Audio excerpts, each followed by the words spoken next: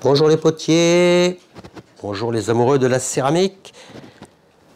Voici la suite, la troisième pièce proposée par Eric, toujours des lampes à huile.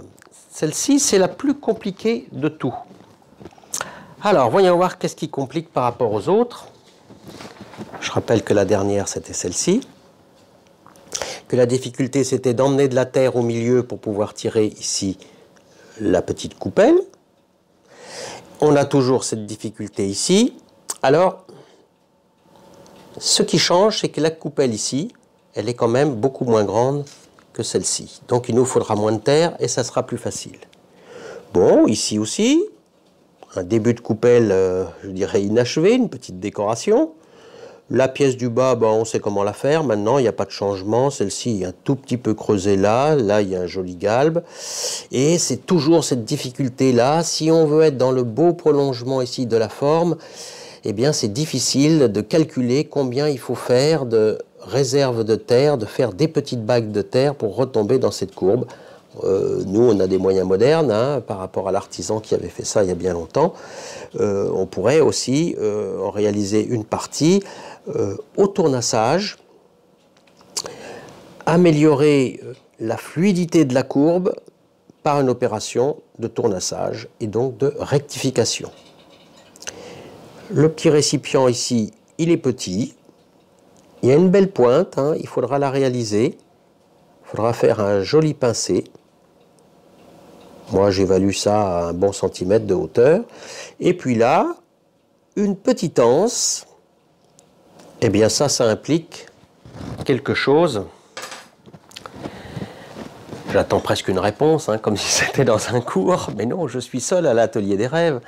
Ça impose qu'il faudra être là au moment du séchage.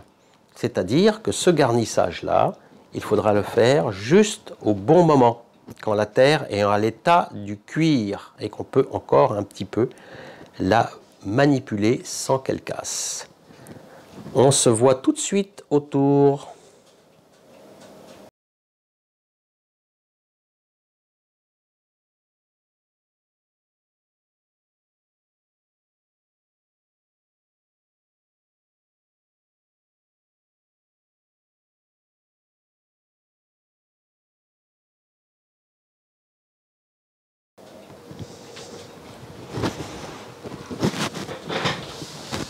Alors j'ai pris à peu près 1 kg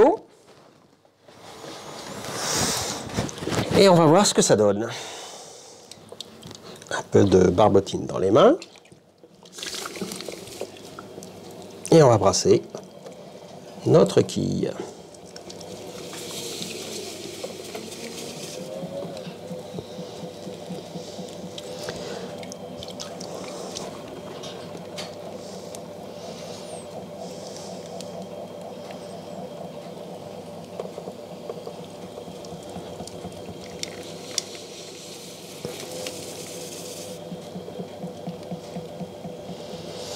Allez.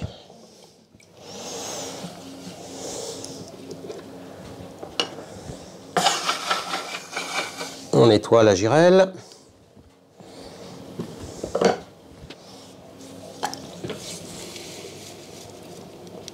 Je refais une dernière quille. On redescend.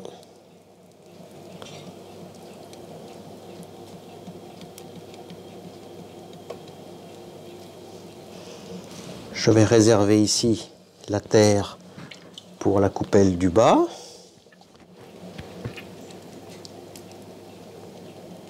Voilà, donc je pince, je laisse de la terre ici. C'est plus fin, donc à la limite, il faudra presque en enlever. Alors, maintenant, il faut s'occuper des réserves de terre. C'est le plus difficile. Bon, il y a une petite bague par là. Ici. Il y a la grosse bague là, et après la partie du haut. Donc là et là, je vais réserver entre ça, je vais faire ma réserve de terre. Et là, je vais utiliser ça pour faire le haut. Bon. Ça paraît simple à dire, hein, mais je sais que c'est un petit peu plus compliqué que ça. Donc là, je fais une petite montée, je fais la bague du milieu, qui est une simple décoration. Je continue de monter, je prends de la terre, je fais la bague du haut, donc je me mets au-dessus, je resserre, et je monte ma terre pour faire la coupelle du haut. Jusque-là, à peu près tout va bien, à peu près, hein. Donc pouce en bas, pouce en haut, je redescends le pouce du haut, je remonte le pouce du bas, hop là, la petite coupelle commence à apparaître, j'essaie de la pincer, je peux toujours pas, donc je resserre pouce du bas, et hop, et la coupelle sort, et vite, vite, vite, vite, vite, je la mets en bol. Ça, c'est très important. Je lui fais faire une voûte tout de suite et je l'emmène vers le haut. Comme ça, elle ne se déformera pas.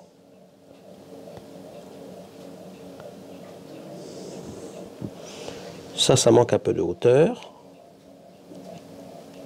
Oups, là, on tire un peu le tout. Là, il faudra creuser. Bon. Bon, on peut certainement faire mieux, hein, vous savez, mais... Je l'ai dit, ce sont des pièces difficiles, hein, je l'ai dit la dernière vidéo. Hein. Je stabilise ça. On ne respire plus. Et reste plus que la petite partie haute. Alors, je vais mettre les mains dedans.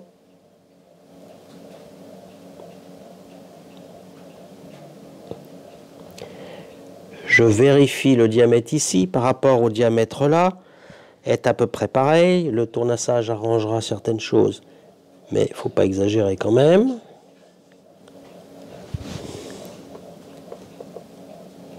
Donc là, je passe ici, je passe là, je pense que j'ai trop de terre. Bon, c'est pas vraiment un souci, hein. Et maintenant, on creuse. On va faire un petit bol, on pourra découper tout ce qui est en trop. Donc je prépare un pic.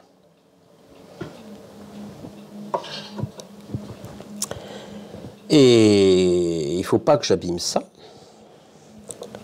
Donc je vais percer un peu comme je peux. Donc ça sera pouce droit. C'est pas terrible, mais bon. Là, il faut savoir être un petit peu ambidex.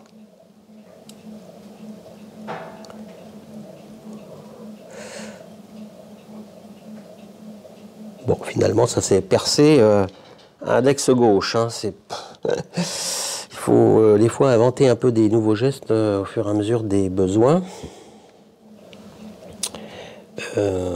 Ça, c'est un petit peu trop de diamètre. Donc, je resserre ici. Ah, là, voilà. Ouh. Très bien, et j'avais dit que je couperais. Donc on coupe.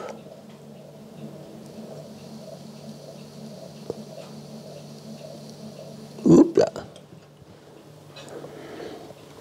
Voilà. On coupe, on arrange. J'ai dit que ça remontait, hein. Ça remontait, que c'était fin, qu'il y avait un petit bec. Donc, alors si ça remonte, eh bien, il faut faire cette petite remontée ici. Voilà, comme ça. Voilà, ici, il faut arrondir. On n'a pas le droit de faire beaucoup d'appui. Parce qu'on fait quand même des pièces un peu à la motte, hein, vous voyez. Là, la coupelle, elle est un peu plate. Quand je me penche, en fait, vous ne voyez pas, mais je regarde le modèle sur la gauche. Ça, on va la rabattre tout à l'heure. Ça, on y est à la forme, hein, on y est. Je regarde par le dessus, le petit bec viendra là. Donc je pense qu'on est à peu près dans le modèle. Ah, c'est pas une reproduction vraiment à l'identique, hein. Ça demanderait beaucoup plus de temps. Il faudrait prendre des cotes. Ça serait vraiment refaire une pièce à l'identique. C'est vraiment un autre sport. Et c'est pas une qu'il faudrait faire. C'est probablement au moins 5 pièces. Allez, j'enlève. Et je nettoie les marques. Là, j'ai le petit pincement à faire. Ici, ça va. Ici, ça va. Les diamètres, bon, c'est pas parfait, mais ça va. On va dire. Il nous manque le bas. Le bas, c'est facile. J'appuie et j'attends. Je descends jusqu'en bas. Avec le doigt. J'arrondis ici.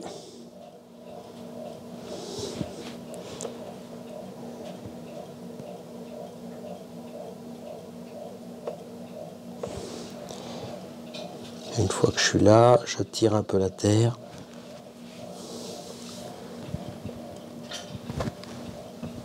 Je prends le petit couteau en buis et je vais soulever ma pièce. Quoique celle-là, elle est très peu soulevée, hein. Très peu. Si je veux me rapprocher de l'original, j'ai pas grand-chose à faire, hein.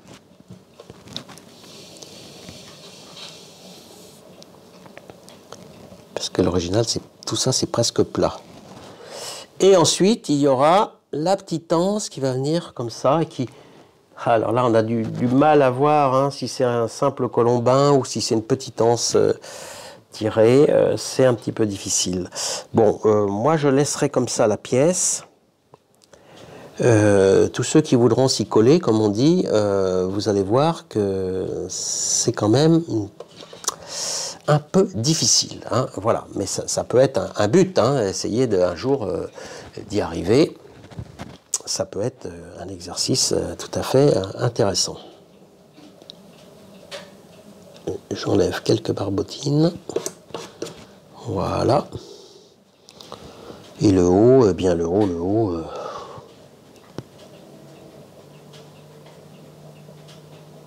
Voilà. On va laisser raffermir tout ça.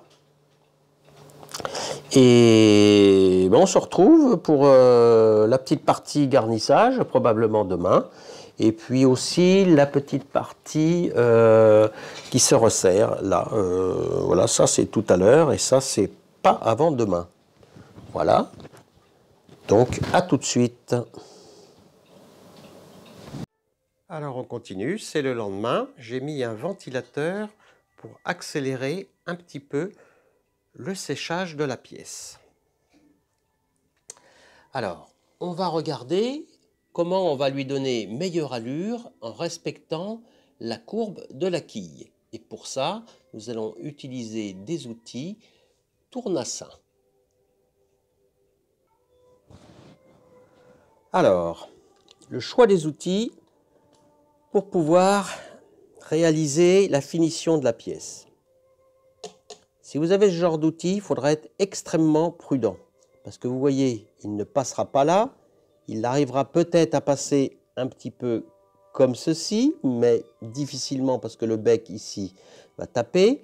Ici, il pourrait passer probablement en le mettant sur le côté et sur un coin.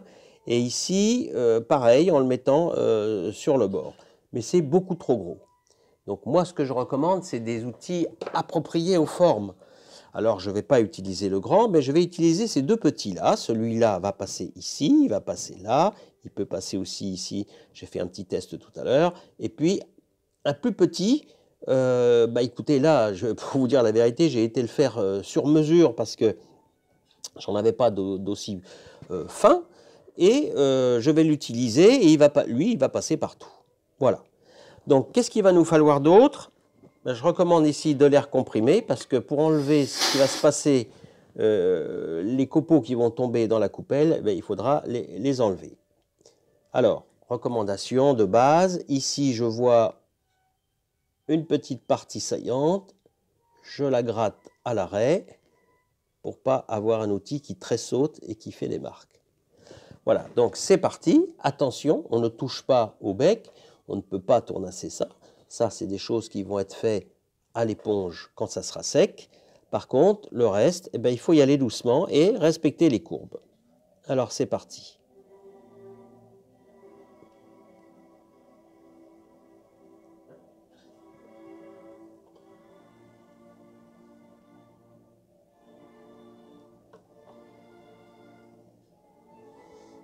Là, ça remonte. Je prends le plus petit outil et je vais diminuer un peu cette partie-là parce que je la trouve un petit peu trop bavarde. Hein. C'était beaucoup moins prononcé en forme sur l'original. Donc, je la réduis. Ben, en même temps, je fais une petite courbe sympathique.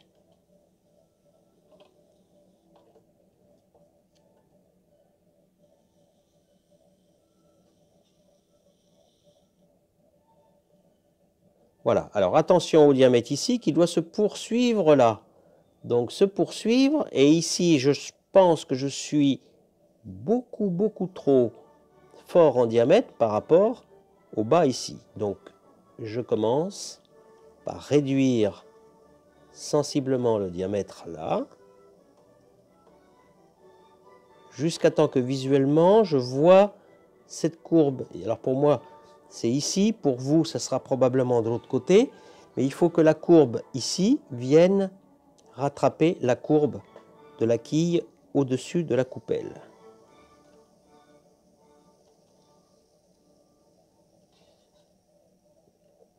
Et là, c'est l'inverse. Cette courbe-là doit aller dans le diamètre ici.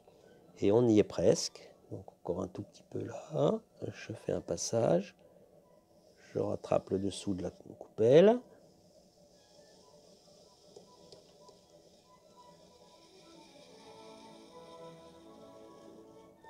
Et maintenant, je vais traiter. Je vérifie là, encore un tout petit peu. Et je vais traiter la partie haute. Donc partie haute, je rattrape la courbe du bas. Et là, je vais affiner un petit peu.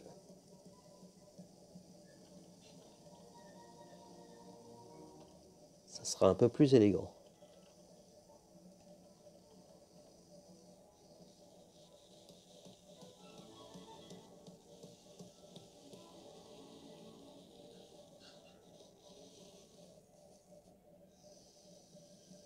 Bon, ça, c'est un petit jeu de patience, hein, le tournassage.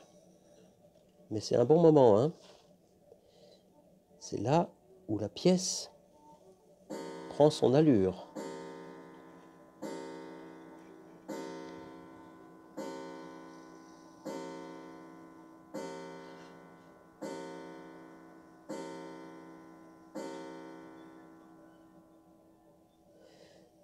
Je trouve ça encore un peu trop fort.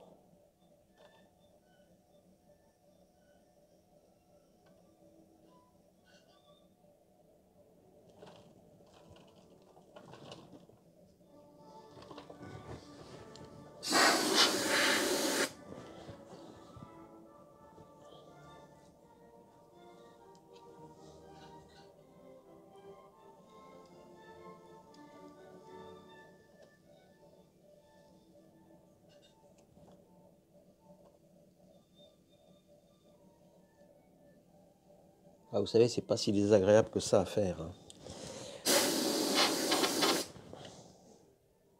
Alors, je me penche sur le côté. Moi, je pense que là, il n'y a plus grand-chose à faire. Cette partie-là, un petit peu massive, peut-être. Alors ça, c'est des goûts de chacun. Après, hein, on peut faire des pièces massives, des pièces fines. Donc là, si je veux que ça soit un petit peu plus fin, ben, j'enlève de la matière.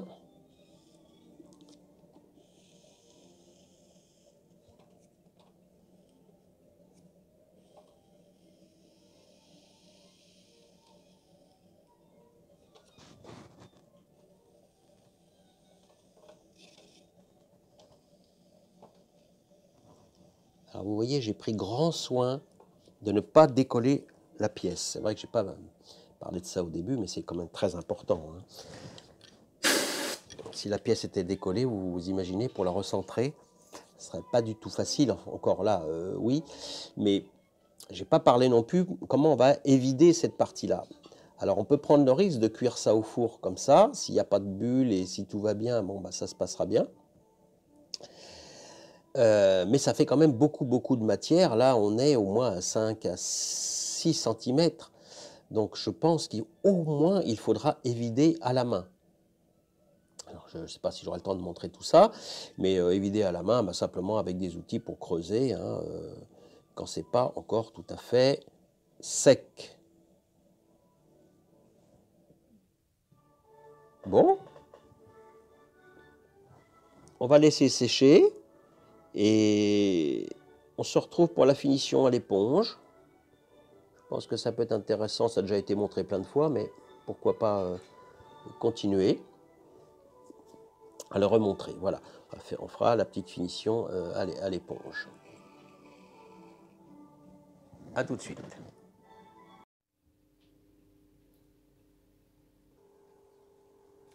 Bonjour les potiers, bonjour tout le monde.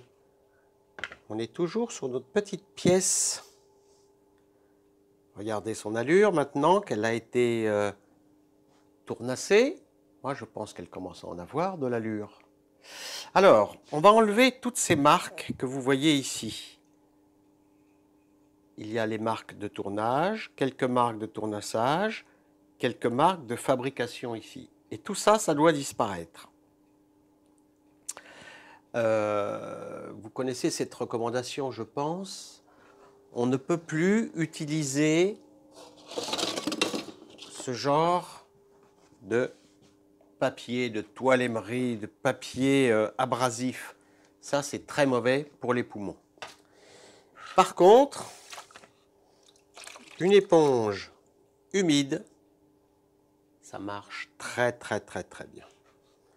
Alors, regardez, on va faire disparaître toutes les marques de fabrication et de tournage du haut de la pièce. Il ne faut pas avoir peur. On passe l'éponge dans le sens du tournage et tout va disparaître. Il faut que l'éponge soit très humide, mais pas dégoulinante. Toujours dans le sens, comme ça. On passe partout. On fait maintenant l'intérieur de la petite coupelle du haut. On arrondit l'arête supérieure. Alors, est-ce que ça se voit maintenant? Le travail de l'éponge à l'écran. Je vous assure qu'il n'y a plus aucune marque. Alors, il faut passer partout. Dans les endroits difficiles, eh bien, on peut utiliser une éponge montée sur un petit bout de bambou ou autre. Et il faut passer partout comme ça. Voilà.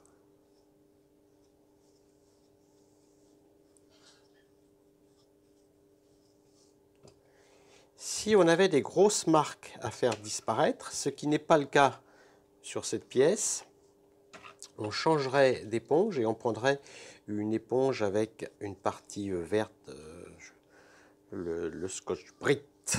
Voilà. Mais on finirait toujours par la partie douce de l'éponge.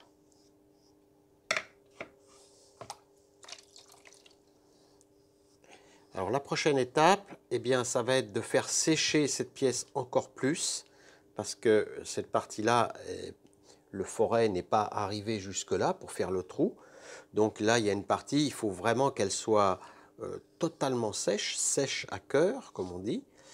Et simplement, quand on sera sûr que c'est bien sec à cœur, eh bien là, on fera la première cuisson. Si on a encore des doutes sur ce séchage à cœur, il est recommandé de programmer le four sur un programme de séchage. Moi, par exemple, je programmais une température de 80 degrés sur une durée de 2 heures. Et comme ça, on est vraiment certain après qu'il ne reste plus de traces d'humidité. Parce que souvent, ce qui fait casser les pièces dans les fours, c'est pas tellement les bulles. Hein, il y a même des gens qui disent que ça, c'est une légende. Hein, que les bulles, ça ne fait pas casser les pièces. Par contre, ce qui fait casser les pièces, et ça, on en est vraiment certain, c'est des pièces trop épaisses et des pièces humides. Là, il n'y a pas l'ombre d'un doute. On va prendre un petit peu de terre pour faire l'anse de cette pièce.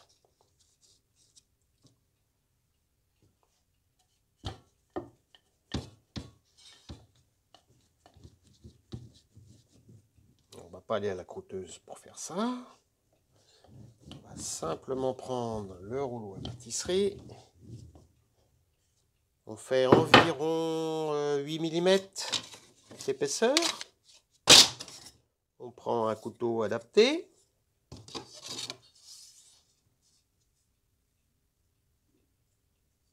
Et une première coupe. La deuxième coupe avec un angle. Ça sera plus beau.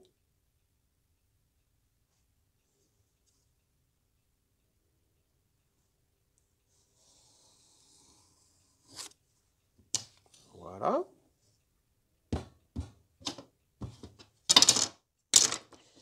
Alors ensuite, cette petite pièce, on va la dresser. Et tout de suite, on va lui donner une forme. Alors, je passe en premier le côté qui gratte et en second, l'éponge.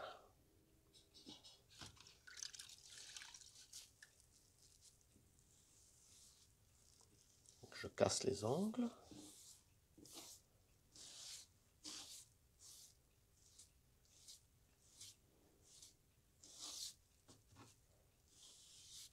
Et je passe l'éponge.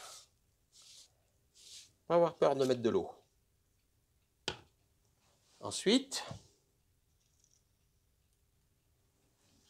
je reprends la future anse et je la mets un petit peu à raffermir sur le plâtre. Je m'assure qu'elle est en contact. On laisse raffermir une dizaine de minutes et ensuite on va commencer à lui donner sa forme. Alors pendant que l'anse est en train de raffermir, je vais préparer la pièce à recevoir l'anse. Donc ici je détermine le centre et je marque par ce petit point. Avec la pointe d'un couteau pic,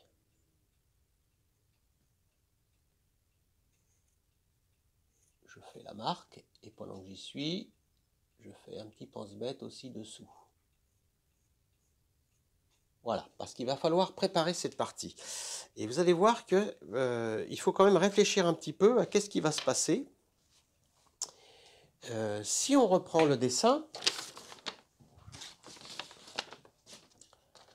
on voit quand même que cette partie est relativement fine, vient sur quelque chose de fin aussi, et que les efforts à la portée vont être entre cette partie et cette partie. Chaque fois qu'on va prendre ici l'objet, il y aura un effort. Alors ça, c'est une terre qui sera solide, hein, c'est un grès, mais il va falloir soigner quand même ici la partie du garnissage, de l'accrochage entre là et là. Alors, il faudra d'ailleurs que je fasse une vidéo un jour sur les façons de coller et de faire les assemblages, parce qu'il y en a plusieurs. Et c'est un sujet qu'il faudra traiter. Alors, déjà, ce que je recommande, vous voyez, c'est de réhumidifier la pièce. Elle a commencé à sécher, mais il ne faut surtout pas qu'elle soit blanche pour faire cette opération. On va creuser ici et guillocher. Guillocher, c'est faire des petits trous, comme ceci. Mais moi, je pense que ce n'est pas suffisant. Pour que ça tienne mieux, il va falloir faire légèrement rentrer la pièce anse dans la pièce ici qui va recevoir l'anse. Alors, je m'explique par le geste. Alors ça, c'est encore un outil qui sort de l'atelier, mais vous voyez, lui, c'est pas un tournassin parce qu'il est fait dans un métal très très fin et il s'userait probablement rapidement, trop rapidement. Mais par contre, pour faire des opérations comme ça, eh bien, il est très bien placé. Là, j'enlève de la matière. J'en enlève au moins sur 1 à 2 mm. J'essaie d'imaginer où va aller l'anse. Je pense qu'elle va descendre jusqu'ici, comme ceci. Alors ça ressemble plus à un assemblage pour ceux qui font de la menuiserie, hein. Je vous l'accorde. Mais ça sera beaucoup plus résistant. Voilà. Je vais faire la même chose dessous ici. L'avantage de ne pas décoller les pièces, hein, c'est qu'on peut les manipuler sur le rondeau. Et bien là, je vérifie si on me voit. Parce qu'il n'y a pas d'opérateur ici pour le tournage, hein. C'est fait main. Et avec l'outil, j'enlève partout de la matière. Alors au passage, je vais quand même assez loin. Parce que toute cette partie va servir à accrocher. On va accrocher la terre entre le haut ici et le bas.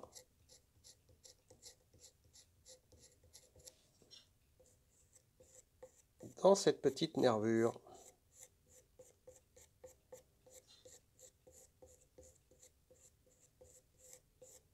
Voilà, une fois que c'est fait, ça ne m'empêche pas de faire le guillochage. Donc je fais des encoches partout.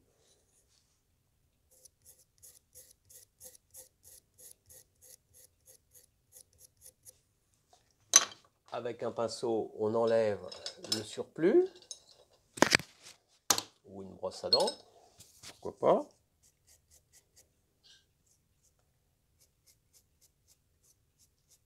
Voilà, alors je montre à l'image. Voilà, là on voit bien la partie qui a été enlevée et le guillochage.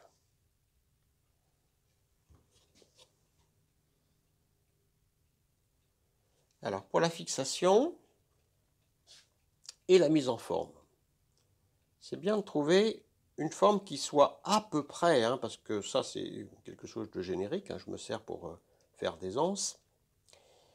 Vous voyez, ça va passer de là à là, donc comme ceci, à peu près, puisque là ça va tourner beaucoup plus fort. Et je me sers de cette pièce pour mettre en forme la future anse. Vous voyez, elle est loin d'être affermie complètement. Donc, je le fais épouser la forme.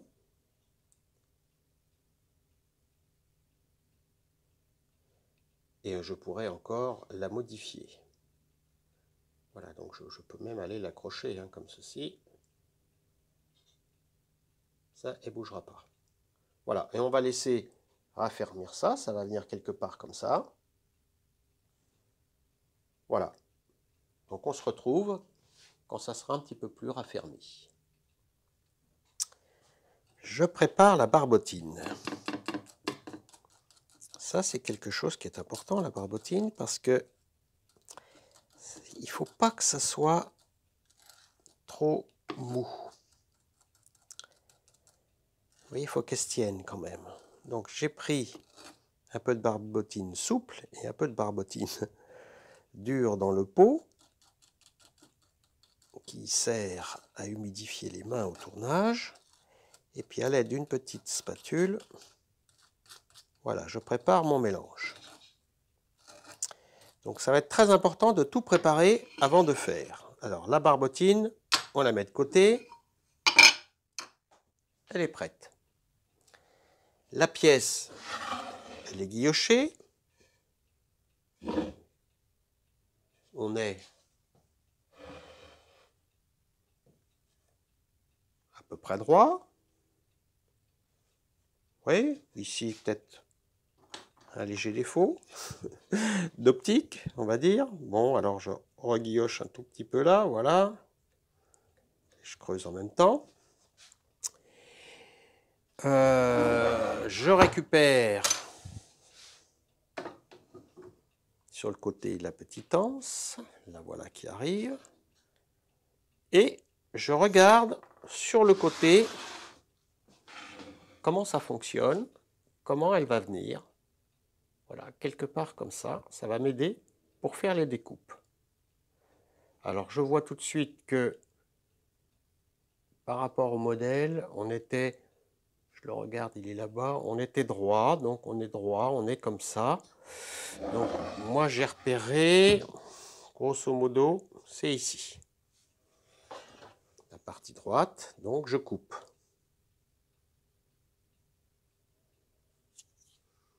Je coupe, j'enlève. J'enlève tout ce qui ne me sert pas. Et maintenant, vous voyez, c'est un petit peu raffermi, ça commence à tenir tout seul. Je vais repositionner ça sans le fixer, toujours pour évaluer. Voilà, quelque chose comme ça. Ici, et puis là, évidemment, il faudra resserrer, puisque ce n'est pas exactement la même forme. Donc je vois tout de suite que cette partie-là est trop longue. Donc je m'enlève. Je représente la petite anse. C'est pas mal. Encore un petit peu trop de longueur. Et je commence à faire un biais. Voilà, un petit biais ici, un petit biseau plutôt. Un petit biseau ici. Il faudra peut-être le faire un peu plus. Alors, il ne faut pas se presser pour faire ça. Voilà. Je viens ici et je viens là. Voilà, on y est presque. Alors, il en a un tout petit peu encore en trop ici. Donc, je refais un biseau comme ceci. Cette fois-ci, je pense qu'on est bon.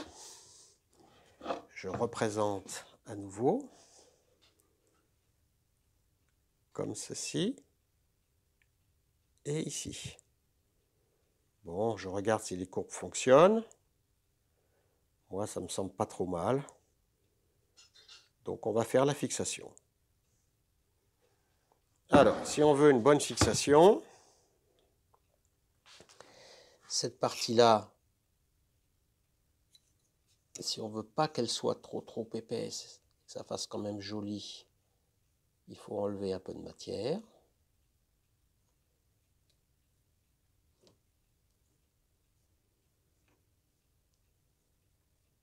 Et elle va se fondre dans l'autre pièce puisqu'on a évidé. C'est pas vraiment obligatoire, mais c'est mieux de guillocher ici et de reguillocher ici.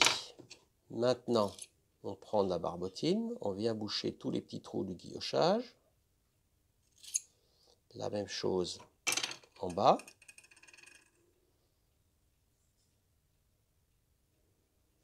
Je bouge tout.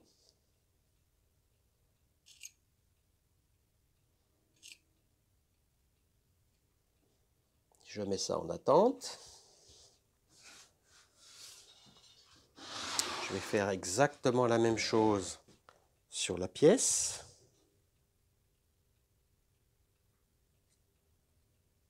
On fait disparaître tous les trous du guillochage.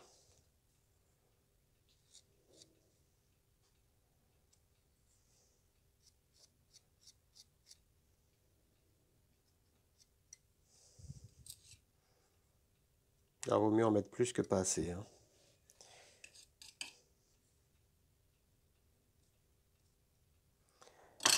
Alors là, il faut regarder la barbotine attentivement. Quand elle ne brille plus, ce qui est bientôt le cas, là, parce que j'avais pris une barbotine assez ferme, donc je vérifie que ça ne brille plus là non plus, eh bien, on n'a plus qu'à appliquer. Donc, je présente ça ici, j'applique, et en bas, j'applique en même temps. Alors, ce qui est important, c'est d'avoir une jolie forme. Donc là, il faut regarder sur le côté et chercher cette forme. Donc ça tient tout de suite, hein, c'est ça qui est bien, hein, quand on fait une belle barbotine, ça fonctionne tout de suite. Alors, vous voyez que, hop, il faut très peu de choses pour aller chercher un petit peu d'élégance, hein. Très très peu de choses. Là, j'ai soulevé un tout petit peu et je pense qu'on est au moins dans ce que je voulais faire. On va maintenant régler, affiner la fixation. Je serre un petit peu ici.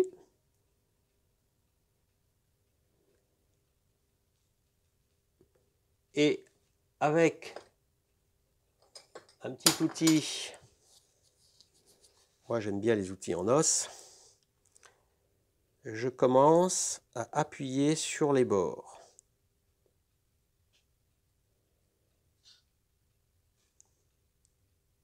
Je fais disparaître les petits bords qui ont été repoussés par la barbotine.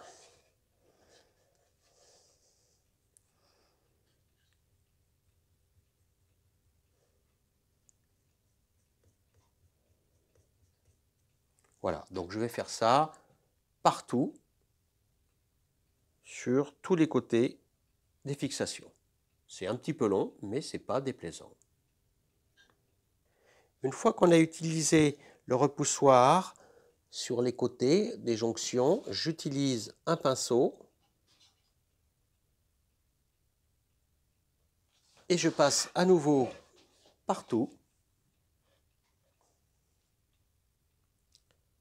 sur la jonction de l'anse et de la pièce.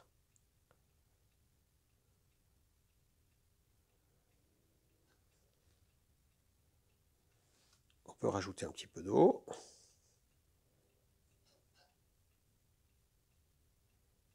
On pourrait même rajouter un tout petit peu de barbotine quand il y a un petit creux à combler, quelque chose pour vraiment montrer que la pièce, c'est comme si elle sortait de la jonction.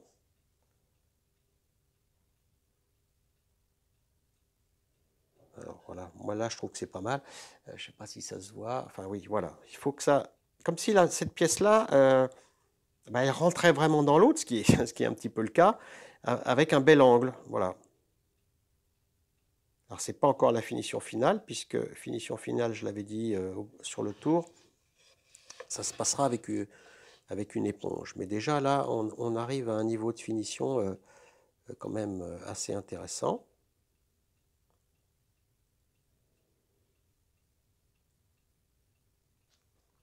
Voilà. Est-ce que ça ressemble à l'original? Un petit peu. Bon, hop là.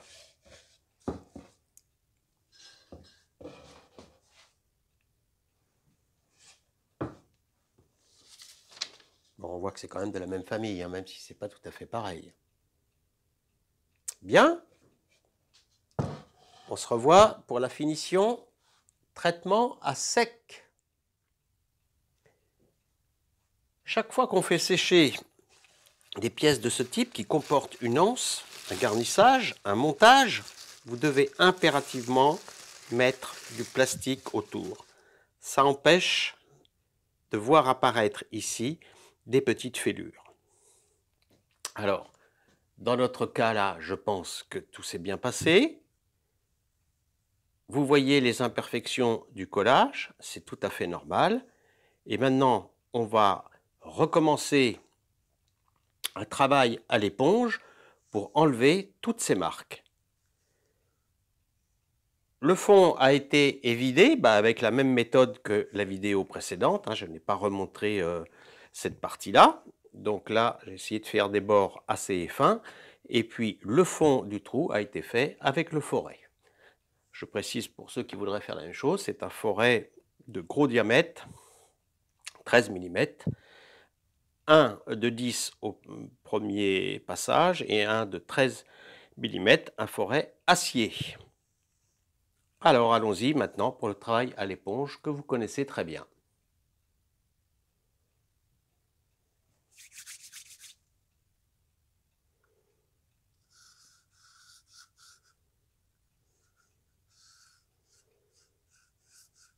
On peut enlever les petits gratons.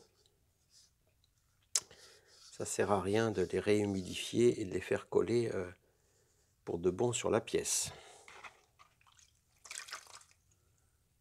Donc là, il faut être très minutieux. Il faut prendre son temps, bien faire disparaître toutes les marques,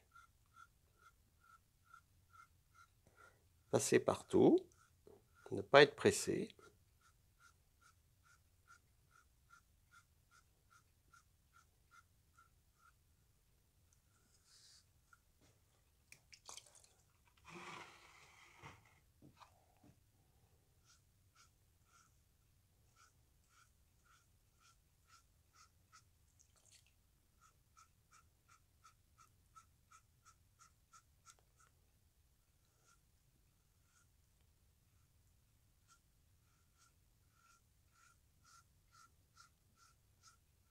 Voilà, il faut passer partout. Et bien entendu, aussi sur le haut de la pièce.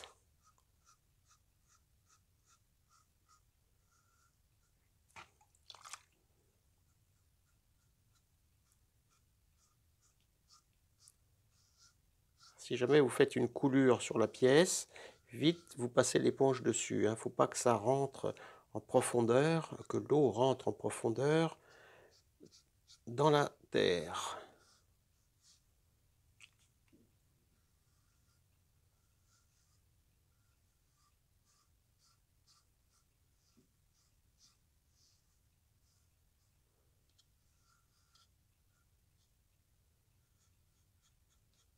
Alors pour les endroits délicats, soit vous avez une éponge appropriée. Moi j'utilise de temps en temps des pinceaux.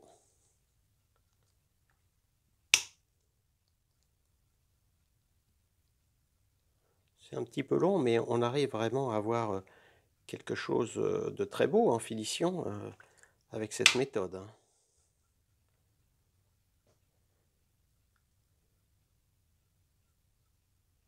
ne sais pas si on voit bien à l'écran. Mais voilà, on peut avoir une perfection. Et ainsi de suite. Un petit plan court pour vous montrer que les pièces sont posées sur la sole dans le fond du four pour la première cuisson à 980 degrés. Et c'est la sortie du four, on retrouve nos 3 pièces, parce que par économie, il vaut mieux remplir un peu plus les fours que faire cuire à l'unité. Alors, les 3 petites lampes à huile, et il faut procéder à une petite inspection visuelle. Est-ce qu'il y a des fêlures? Est-ce qu'il y a des petits défauts sur les pièces? C'est un moment où on peut encore un tout petit peu corriger certaines choses et regarder aussi les choses qu'on n'aurait pas fait, qu'on aurait dû faire avant. Alors là, je repère un petit corps étranger qui s'est glissé dans la terre, et avec une lime, eh bien, j'enlève cette partie disgracieuse. Ce qu'il faut faire, c'est acheter une lime un peu spéciale, hein. C'est une lime diamant, c'est des diamants industriels qui sont collés sur la lime, et c'est très costaud, très abrasif. Et avec ça, eh bien, on peut vraiment enlever toutes les petites irrégularités. Et c'est le dernier moment, hein, parce qu'après, ça va être la cuisson. Cette fois-ci à une température plus élevée. On va mettre les mailles, hein, bien sûr, dessus, et la cuisson, là, les fours sont calés à 1250 degrés. Donc on se retrouve tout de suite pour l'émaillage.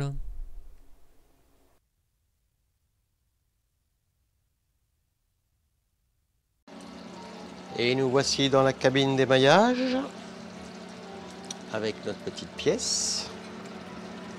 Je vais d'abord émailler au pistolet la partie interne de l'anse.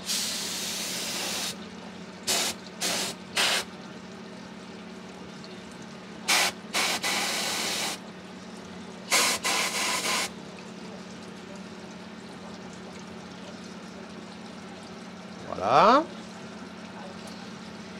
Je vais faire le côté ici.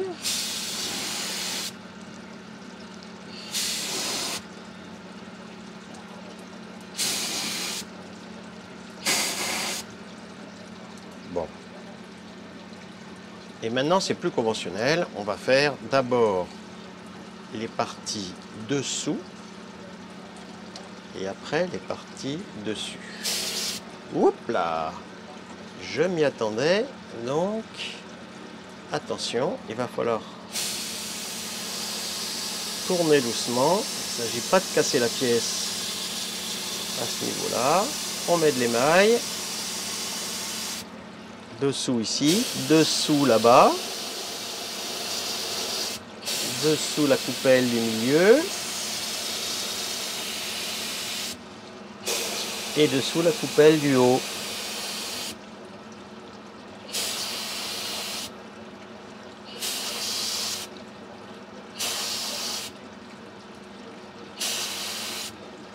Bon, on vérifie bien à l'œil que tout est émaillé. Ça semble bon. Et maintenant, alors je peux pas mettre le pistolet à l'endroit habituel puisque c'est la vidéo qui a pris la place. Voilà, bon, je retourne. Ça n'a pas d'importance, on va désémailler. Là, c'est probablement beaucoup plus stable, donc on peut y aller. Je vais faire le bas. Ici. La coupelle du milieu.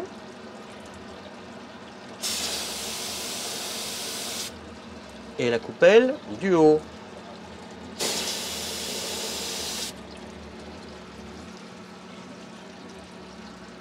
Et maintenant, à nouveau, on observe, est-ce que partout est passé l'émail? Probablement que oui. Donc ça me semble bien. Je vais refaire une petite couche en haut. Il y aura un effet d'épaisseur en haut. On va voir ce que ça fait. Est-ce que ça fait des petites coulures? Je ne sais pas. Et un autre effet ici. Voilà. Advienne que pourra. Et les voilà nos petites pièces finies. Nos 3 petites lampes à huile. Alors c'est de l'huile de table et un petit morceau de ficelle dedans. Puis voilà, ça fonctionne. Très reposant. On a presque envie de méditer. À bientôt pour de nouvelles aventures céramiques.